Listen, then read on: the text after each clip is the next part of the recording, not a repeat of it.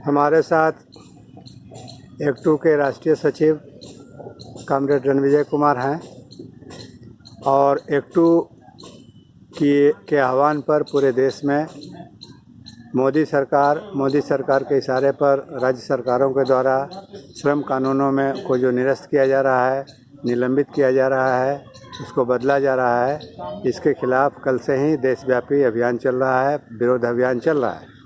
आज महासंघ ओपगुट कार्यालय में पटना के कई क्षेत्रों में हुआ और अभी थोड़ी देर पहले महासंघ ओपगुट राज्य कार्यालय पटना पुनाईचक में एक विरोध कार्यक्रम बड़ी उपस्थिति में संपन्न हुआ है।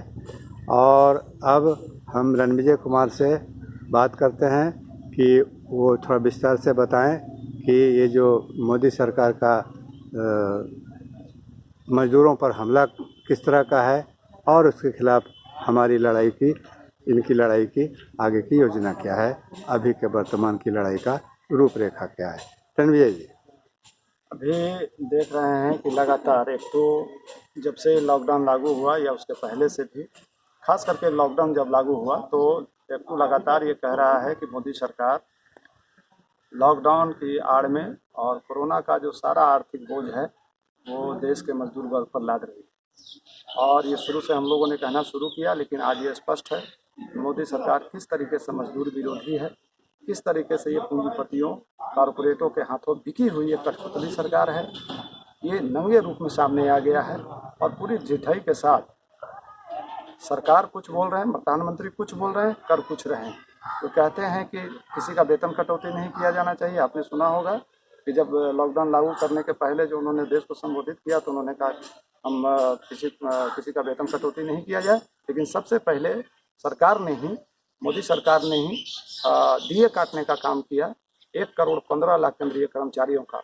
और उस समय भी हम लोगों ने कहा कि जब सरकार ही इस तरह का कर रही है तो निजी क्षेत्रों में इसकी बाढ़ आ जाएगी, और आगे ही हो रहा है।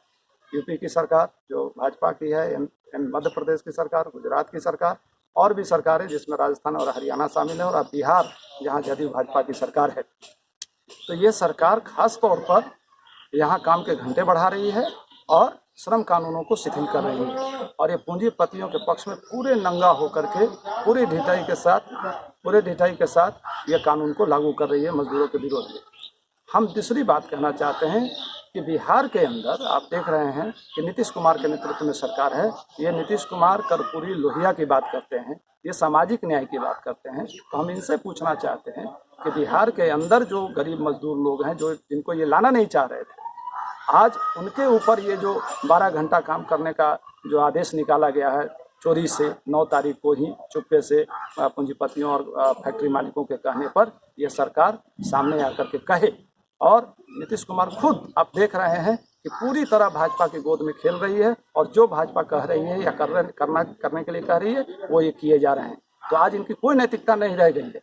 ऐसी सरकारों को खिलाफ सिर्फ हम लड़ नहीं रहे हैं, हमारा आह्वान है, एक्टू का आह्वान है पूरे देश के मजदूरों से कि सिर्फ लड़ने से काम नहीं चलेगा। ऐसी सरकारों को बदलने का समय आ गया है। ऐसी सरकारों को हटाइए, इस सरकारों के खिलाफ माहौल बनाइए और अपनी सरकार, मजदूरों के पक्ष वाली सरकार को लाना हमारा काम है, तभी जाकर के मजदूरों की जान बचेगी। क्योंकि सब लोग जानते हैं कि केंद्र में जो सरकार है उसका क्या इतिहास है, उनका जो मातृ संगठन है आरएसएस, उसका क्या इतिहास है। वो अंग्रेजों की दलाली की है। आज अंग्रेजों से ज़्यादा बढ़ करके जो काम अंग्रेज नहीं कर सके, उस कानून को, जो अंग्रेज के समय का बना हुआ कानून है, उसको भी उन्होंने छीनने का काम किया है। इसके खिलाफ एक्टू का मुहिम जारी है, और 12-13 ही नहीं, ये जो 2 दिन तो हम लोगों ने प्रतीकात्मक किया है, लेकिन इस सरकार को हम छोड़ेंगे नहीं।